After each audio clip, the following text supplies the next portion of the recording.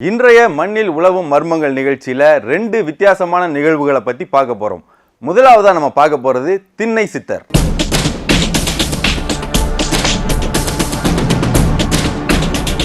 கடைக்கண் பார்வையாலே கஷ்டங்களை தீர்க்கும் வாழும் சித்தர்.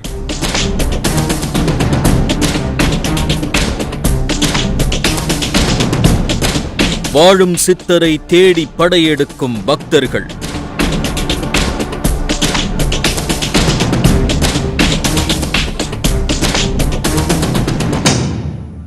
பொதுவாக சித்தர்கள் அப்படின்னா தன்னோட சொந்த வாழ்க்கையில் தனக்குன்னு நிலையாக எதையும் ஏற்படுத்திக்காமல் இறைநிலையை சரணாகதின்னு வாழ்கிறதுன்னு சொல்லுவாங்க. கோவில் நகரமாம் குடந்தையில் அந்த வகையான சித்தர் ஒருத்தர் இருக்கிறதா கேள்விப்பட்டோம். இவர் தன்னோட கடைக்கண் பார்வையாலே பக்தர்களோட பாவங்களை போக்குறாருன்னு கேள்விப்பட்டோம். அவரோட பெயர் தான் திண்ணை சித்தர். இன்னைக்கு நம்ம நிகழ்ச்சியில் அவரை பற்றி பார்க்க போகிறோம். பல வருடங்களாக சித்தர் ஒருவர் ஒரு வார்த்தை கூட பேசாமல் நித்திய தியானத்தில் இருப்பதாகவும் அவர் பார்வைப்பட்டாலே பிரச்சனைகள் எல்லாம் பஞ்சு பஞ்சா பறந்து போறதாகவும் கேள்விப்பட்டோம்.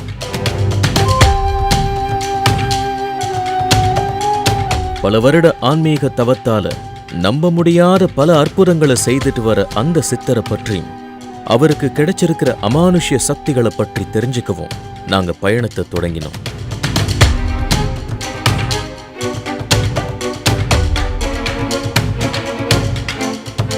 நம்முடைய மண்ணில் உழவும் மர்மங்கள் நிகழ்ச்சியிலேயே அமானுஷ்யமான பல சித்தர்களை பற்றி நாம பதிவு செஞ்சிருக்கோம்.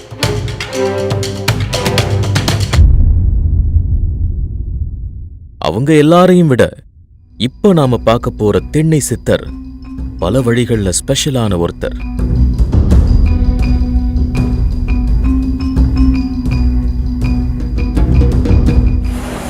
கும்பகோணத்திலிருந்து சுவாமி மலைக்கு 20 நிமிஷத்துல வந்துட்டோம். இங்கதான் நாம தேடி வந்த திண்ணை சித்தர் இருக்காரு.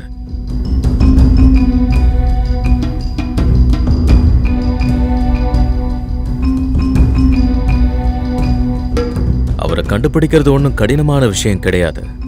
சுவாமிமலை முருகன் கோயிலை சுற்றி இருக்கிற 4 தெருவில் ஏதாவது ஒரு இடத்துல அவர் இருப்பாருன்னு சொல்லியிருந்தாங்க. அவரை பத்தி விசாரிச்சபடியே தெருவில் இறங்கி தேட தொடங்கினோம்.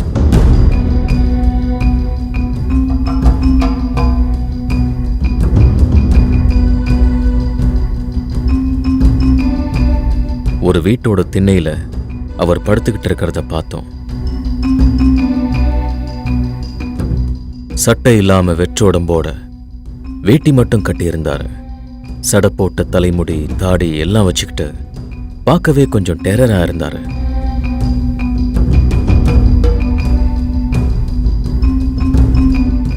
திண்ணை சித்தர் ரொம்ப நேரம் ஒரே இடத்துல இருக்க மாட்டாராம். ஆனா இந்த வீட்டோட திண்ணையில ரொம்ப நேரமா இருக்கிறதா சொன்னாங்க. நாங்க அவரை படம் பிடிக்கிற வரைக்கும் எங்கேயும் எழுந்து போகல. எங்களுக்கு அவரோட ஆசீர்வாதம் கிடைச்சிட்டு தான் நினைச்சோம்.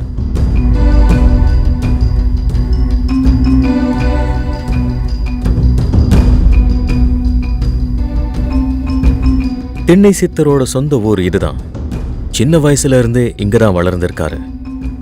இன்னைக்கு இவர் வாழும் சித்தரா இருக்கிறதுக்கும் இந்த ஊருக்கும் ஒரு தொடர்பு இருக்கு.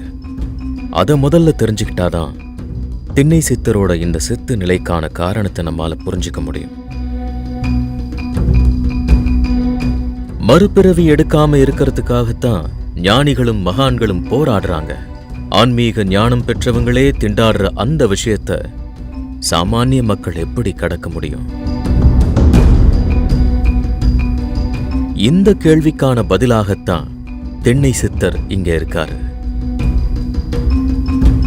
தொடர் பிறப்பு அப்படிங்கிற அடிமை சங்கிலியை உடைத்தெறிக்கக்கூடிய சம்மட்டி திண்ணை சித்தர் கையில இருக்கிறதா சொல்றாங்க. சுவாமிமலை முருகனை தகப்பன் சாமின்னு சொல்லுவாங்க. அதாவது அப்பனுக்கே பாடம் சொன்ன சாமி. அவரோட அம்சமாக திகழ்ற திண்ணை சித்தரும் கிட்டத்தட்ட தகப்பன் சாமியாகத்தான் வாழ்ந்துகிட்டு இருக்காருன்னு அவருடைய பக்தர்கள் நம்புறாங்க.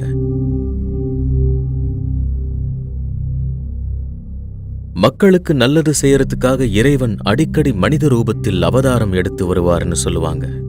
கிட்டத்தட்ட திண்ணை சித்தரும் அது மாதிரியான ஒரு இறை அவதாரம் தான். அவருடைய வாழ்க்கையில நடந்த சம்பவங்களை கூர்ந்து கவனிக்கும் போது அந்த உண்மை நமக்கு புலப்படும். அவருடைய வாழ்க்கையில நடந்த சம்பவங்களை கூர்ந்து கவனிக்கும் போது அந்த உண்மை நமக்கு புலப்படும். சுமார் 50 வருடங்களுக்கு முன்னாடி எல்லா பிள்ளைகள் மாதிரி தென்னை சித்தரும் அவருடைய நண்பர்களோட ஆடி பாடி விளையாடி ஜாலியா இருந்திருக்காரு. இளமையிலேருந்து எனக்கு பிரகாஷ் சுவாமியை நல்லாவே தெரியும். எனக்கு கிட்டத்தட்ட ஒரு 15-20 வயசுக்குள்ளே இருந்து இந்த முருகன் சன்னதியிலே தான் 4 வீதியிலையுமே தான் அவர் உட்காந்துருப்பார். அதிகமாக பார்க்க போனால் இந்த காசி விஸ்வநாதர் கோவில் ஓரமாக இருக்கக்கூடிய அந்த தேரடி இதிலே தான் அவர் அந்த மேடையிலே தான் அதிகமாக படுத்திருப்பார், அங்கேயே இருப்பார். திருவண்ணாமலையில் இருக்கக்கூடிய ஏதோ மகான்கள் சுவாமி மலையில் போய் இருக்கக்கூடிய ஒரு மௌன சாமியாரை போய் பாருங்கன்னு அவங்க சொல்லி இங்கே பார்த்துருக்காங்க. இது எங்களுக்கு தெரியாது. இதை அங்கேருந்து வந்தவங்க சொல்லி தான் இவருடைய பெருமையை நம்ம ஊருக்கு நிறைய அதிகமாக தெரிய ஆரம்பிச்சது. அதுக்கு பிறகு நிறைய பேர் பார்க்குறாங்க. அவங்க பார்த்தவங்களுக்கு ஒரு மன திருப்தி இருக்கிறதாக எல்லாருமே சொல்லுறாங்க. ஒரு நாளைக்கு ஒரு 500-600 பேர் பார்த்துக்கிட்டு மேலே போயிட்டு இருக்காங்க. ஆத்ம ஞானத்தின் உச்சத்தை தொட்ட அவரால் வீட்டுக்குள்ளேயே முடங்கி கிடக்க முடியல. வீட்டுக்கு வெளியே வந்திருக்காரு. ஆனா இமயமலை, திருவண்ணாமலை, சதுரகிரின்னு தவம் செய்யறதுக்காக எங்கேயும் அலையல. இவர் சுற்றி வந்ததெல்லாம் இந்த முருகன் கோவிலையும் சுவாமி மலையையும் தான். இன்னும் குறிப்பா சொல்லணும்னா இந்த ஊரை தாண்டி இவர் எங்கேயும் போனதில்லை.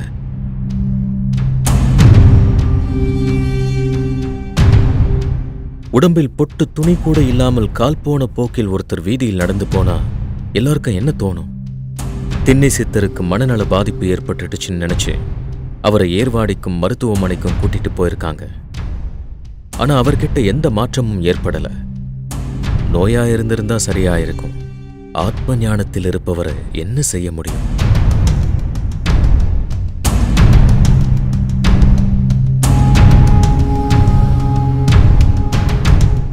யாருக்கும் அவரோட சக்தி தெரியல. பெரும்பாலான சித்த புருஷர்களின் சித்த வாழ்க்கையின் தொடக்கம் இப்படிதான் இருந்திருக்கு. ஆனா திண்ணை சித்தர் இதை பற்றியெல்லாம் கவலைப்படாம சுவாமி மலை மாட வீதியில கிரிவலம் வர்றத போல இரவு பகல் பாராம சுற்றி சுற்றி வந்திருக்காரு. எவ்வளவு வெயில் அடிச்சாலும் சரி, எவ்வளவு மழை பெஞ்சாலும் சரி, தெருவை சுற்றி வர்றத மட்டும் அவர் தவறாம செஞ்சிருக்காரு.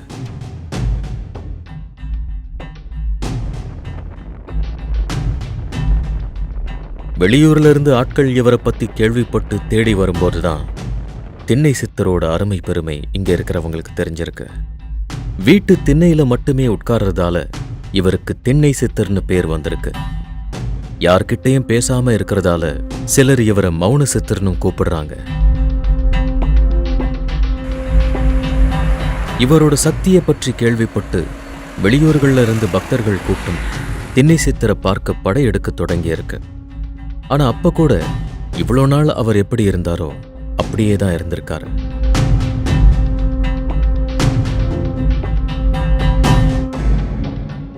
இவரோட வாயிலிருந்து ஒரு வார்த்தை கூட வெளியே வரல. எல்லாமே பார்வையால தான். இவரோட பார்வை பட்டாலே வினைகள் எல்லாம் தேறறதா மக்கள் நம்புறாங்க. இவருக்கு பிடிச்ச சாப்பிட்ற பொருட்களை வாங்கிட்டு வந்து வைக்கிறாங்க. பிடிச்சா சாப்பிடுவாரு. ஆசீர்வாதம் வாங்க வர்றவங்களை தீர்க்கமான பார்வையாலேயே ஆசீர்வதிச்சு அனுப்பி வைக்கிறாரு.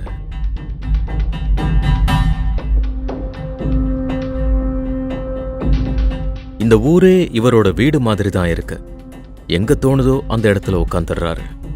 ஒரு இடத்துல இருந்து எழுந்து போய் வேற ஒரு இடத்துல உட்கார்ந்தா அடுத்த சில நிமிஷங்கள்ல பக்தர்கள் அவரை தேடி வந்துடுறாங்க.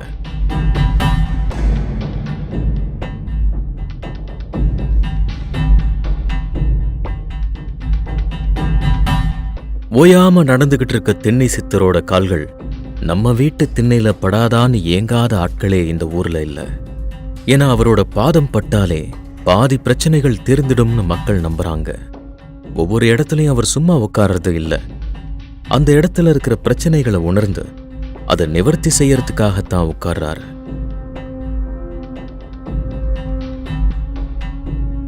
இவர்கிட்ட ஆசீர்வாதம் வாங்கிட்டு போனா உடனே அது நிறைவேறிடும்னு மக்கள் நம்புறாங்க. இவரோட சக்தியால பயனடைஞ்சவங்க பக்தர்களா மாறி நாள்தோறும் வந்து சித்தரை தரிசனம் செஞ்சுட்டு போறாங்க. திண்ணை சித்தர் மாதிரியான ஆட்களை பார்க்கும்போதுதான் மக்களுக்கு ஆன்மீகத்தின் மீது இருக்கிற பற்று இன்னும் அதிகமாகுது.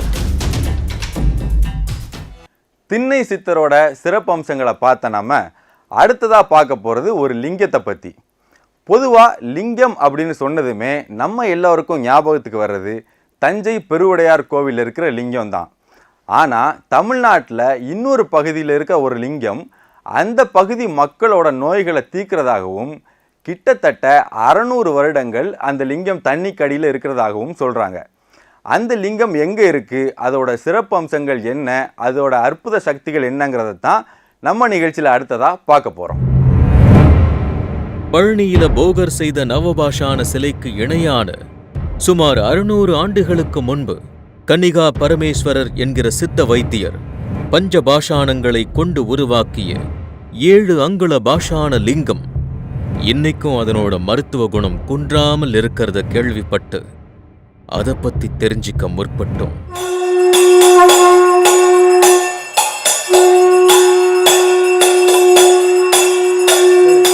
இந்த பஞ்சபாஷான லிங்கம் சமீபத்தில் புதுவா உருவாக்கப்பட்ட ராணிப்பேட்டை மாவட்டம் ஆற்காடு வட்டத்துக்கு உட்பட்ட திமிரிங்கிற கிராமத்தில் இருக்கிற சோமநாத பாஷான லிங்கேஸ்வரர் ஆலயத்துல தான் இந்த அதிசய பாஷான லிங்கம் இருக்குன்னு நம்ம நிகழ்ச்சியோட நேயர் மூலமா தெரிய வந்துச்சு. அவர் கொடுத்த தகவலின்படி நம்ம குழுவினர் திமிரி கிராமத்தை நோக்கி பயணப்பட ஆரம்பிச்சாங்க. ஊருக்குள்ள போனதுமே சாலையின் இருபுறமும் பரபரப்பான மக்கள் நடமாட்டத்தோட கடைவீதிகள் கண்ணுல தென்பட கொஞ்ச தூரத்துல வலப்புறத்துல தனுமந்தியம்மன் சமேத ஸ்ரீ சோமநாதீஸ்வரர் திருக்கோயிலோட நுழைவாயில் தென்பட்டுச்சு. கோவிலை சேர்ந்த சிவம் பாஷான லிங்கத்தை பற்றி சொன்ன சில தகவல்கள் வியப்பில் ஆழ்த்தியது.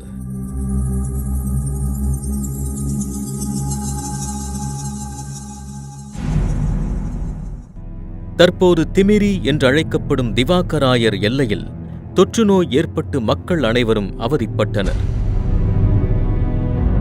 இரக்க குணமும் இறைப்பற்றும் மிக்க சதாசிவராயர் இதனைக் கண்டு வேதனை அடைந்தார். அரண்மனை ராஜ்ய வைத்தியரான கன்னிகா பரமேஸ்வரரிடம் மக்களின் நோயை போக்க ஏதாவது செய்யும்படி பணித்தார். மன்னனின் ஆணைப்படி ராஜ வைத்தியரான கன்னிகா பரமேஸ்வரர் தன்வந்திரி முறையில் ஒரு லிங்கத்தை தயார் செய்ய முடிவு செய்தார். காரம், வீரம், பூரத்துடன் தீ என்கிற பாஷாணத்தையும் சேர்த்து பக்குவப்படுத்தி தெய்வாம்சமும் மருத்துவ குணமும் இரண்டர கலந்திருக்கும் வகையில் 7 அங்குல உயர சோமநாதீஸ்வர பாஷான லிங்கத்தை வடிவமைத்தாராம். கிபி 1379ஆம் ஆண்டு தை மாதம் திருவாதிரை நட்சத்திரத்தில் சித்த மருத்துவ முறைப்படியும் இந்த பாஷான லிங்கம் பிரதிஷ்டை செய்யப்பட்டது. இந்த பாஷான லிங்கம் நோய் தீர்க்கும் பிரசாதமாக மாறியது. திமிரி லிங்கம் பாஷாணத்தால் உருவாக்கப்பட்டதால் புகையும் தன்மை கொண்டது. எனவே லிங்கத்தை குளிர்விக்கும் வகையில் அதன் மீது எப்போதும் நீர் விழுமாறு செய்யப்பட்டது.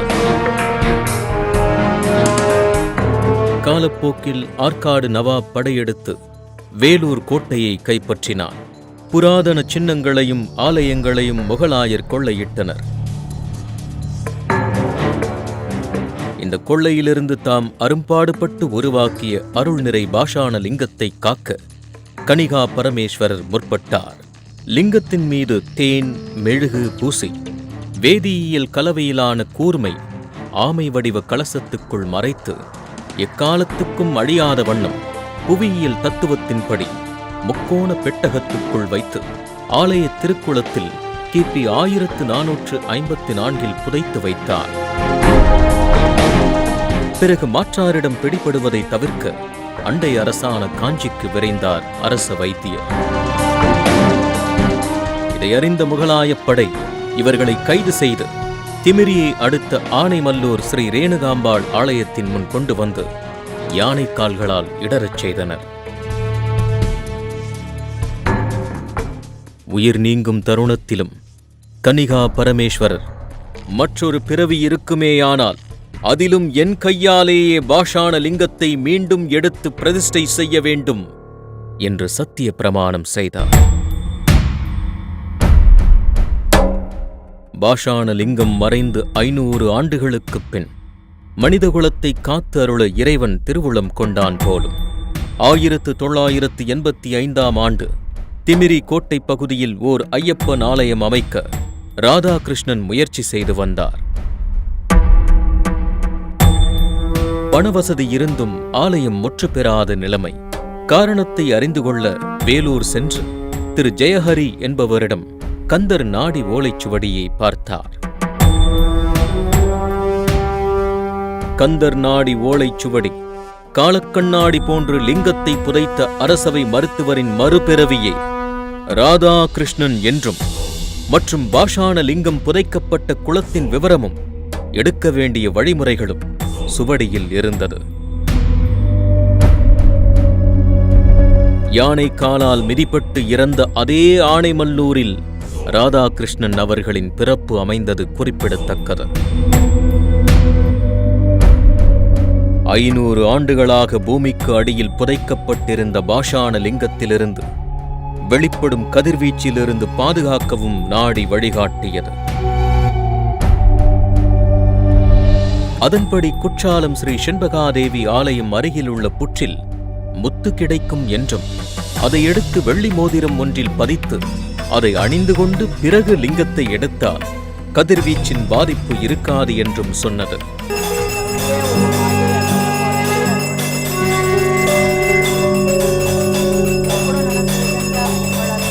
அவ்வாறே தக்க பாதுகாப்பு ஏற்பாடுகளை செய்து கொண்டு ராதாகிருஷ்ணன் அவர்கள் திமிரி கோட்டை சோமநாதீஸ்வரர் ஆலய திருக்குளத்தில் 32 அடி ஆழத்தில் புதைந்து கிடந்த பாஷாண லிங்கத்தை தேடும் பெரும் முயற்சியை மேற்கொண்டார்.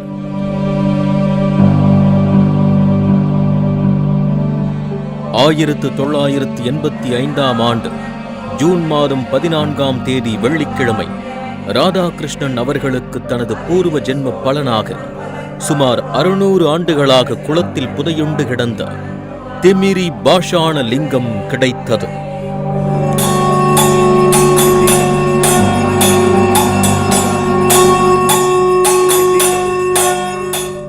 ஓலைச்சுவடியில் குறிப்பிட்டிருந்தபடி வைத்தியர் கனிகா பரமேஸ்வரரின் மறுஜென்மமான ராதாகிருஷ்ணன் அவர்கள் ஆகம விதிகளின்படி மக்களுக்கு பயன்படும் வகையில் பாஷாண லிங்கம் கிடைத்த இடத்திலேயே மீண்டும் பிரதிஷ்டை செய்தார்.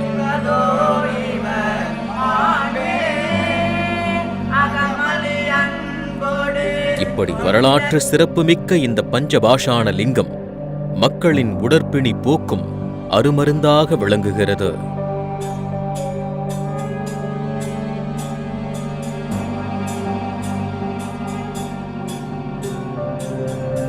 பௌர்ணமி தினங்களில் உரிய பாதுகாப்பு முறைகளுடன் வெளியில் எடுக்கப்பட்டு சிறப்பு ஆராதனைகள் செய்து வழிபாடு செய்யப்படுகிறது.